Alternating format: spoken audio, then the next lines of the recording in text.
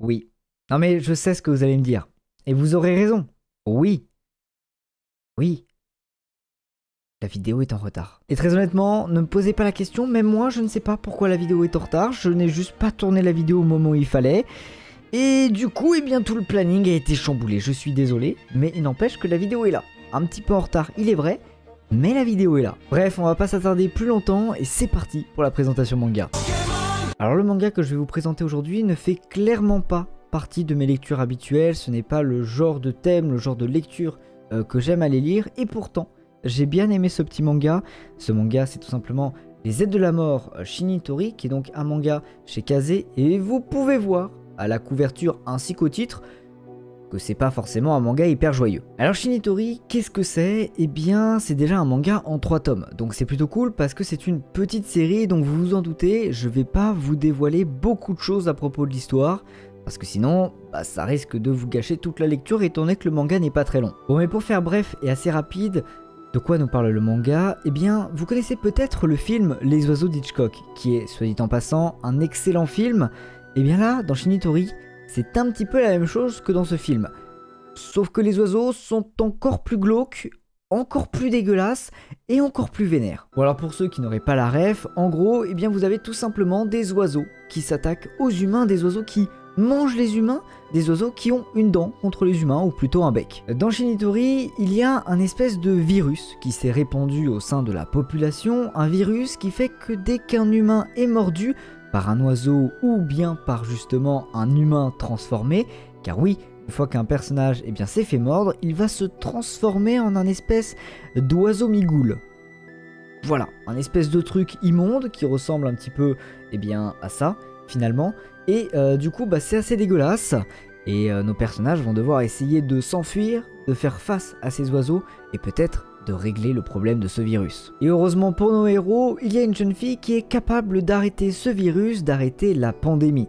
Et ce serait bien qu'on ait la même chose d'ailleurs pour le corona, ça serait vraiment très cool. Bref, vous l'avez compris, ce manga est un manga d'horreur, mais il est assez soft, dans le sens où c'est pas un manga qui va vous poser une ambiance vraiment hardcore, vraiment sinistre. Il y a un peu une ambiance sinistre, il est vrai, mais c'est plutôt du glauque, c'est plutôt du trash, c'est plutôt des monstres dégueulasses qui s'attaquent à des humains, et c'est pas vraiment flippant, c'est pas un manga d'épouvante. Donc si vous vous posez la question de est-ce que vous pouvez lire ce manga alors que vous n'êtes pas fan d'horreur, la réponse est oui. Oui, parce que ça se lit assez simplement et ça va pas vous faire flipper un max. Même moi, je ne suis pas hyper fan de ce genre d'œuvre, je ne suis pas hyper fan de l'horreur, et ça sur tous les supports, que ce soit en manga, en BD, en film, en jeu vidéo ou même en subreddit sur YouTube, c'est clairement pas le genre de truc que j'aime regarder, non pas parce que ça me fait flipper, oui un petit peu, mais surtout parce que ça m'intéresse pas trop de me faire peur. Ici, le manga m'a vraiment plu parce que c'est pas ça que j'ai retrouvé dedans, j'ai trouvé plus un truc avec de la tension, un truc avec des monstres un petit peu dégueulasses, et surtout pas mal de questionnements de comment ils vont réussir à s'en sortir face à tous ces monstres horribles qui les pourchassent. Niveau dessin, je trouve que le manga se défend extrêmement bien, pourquoi? Eh bien parce que déjà il y a certaines planches qui sont vraiment très jolies, mais en plus de ça on a d'autres planches qui sont vraiment très brouillons, très rapides, très dégueulasses, comme le monde dans lequel nos personnages évoluent. Par exemple, on a cette double planche, donc là je vais vous montrer bien sûr que des planches qui sont dans le tome 1, parce qu'on va essayer de pas trop vous spoil, mais je trouve que par exemple cette planche est assez belle, elle est même très jolie, et en contraste on a d'autres planches un petit peu comme celle-ci, qui sont nettement plus sauvages, nettement plus dégueulasses, et qui représentent bien le monde dans lequel nos personnages évoluent. Bon, et si je devais donner un point négatif au manga, c'est peut-être sa fin. Sa fin n'est pas mauvaise en soi, c'est juste que elle est arrivée trop vite d'un coup. Je pense que si le manga avait eu le droit à un 4e tome, voire à un petit 5e tome, ça aurait été vraiment bien.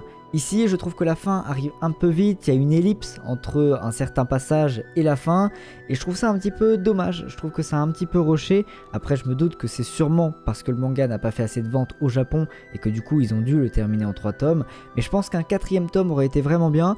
Donc voilà, si je devais donner un petit point négatif, ce serait la fin, qui n'est pas vraiment une mauvaise fin, mais qui est plutôt une fin trop rapide à mon goût. Mais il n'empêche que pour un petit manga en 3 tomes, l'histoire est vraiment très sympathique, on a des dessins plutôt lisibles, et surtout ça se lit assez facilement, assez rapidement, donc honnêtement, bonne petite lecture. Oh, et puis il y a des oiseaux qui sont vraiment, mais alors, vraiment dégueulasses quoi.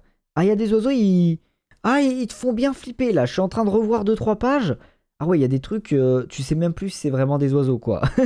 Et puis t'en apprends aussi. T'apprends aussi 2-3 petits trucs sur des oiseaux parce que forcément, eh bien, quand il y a un nouvel oiseau qui apparaît, il raconte 2-3 petites anecdotes dessus en mode oh, cet oiseau a une particularité physique assez incroyable. Et c'est vrai que j'ai appris 2-3 trucs. Donc en plus de ça, bah, ça vous apprend 2-3 choses sur les oiseaux.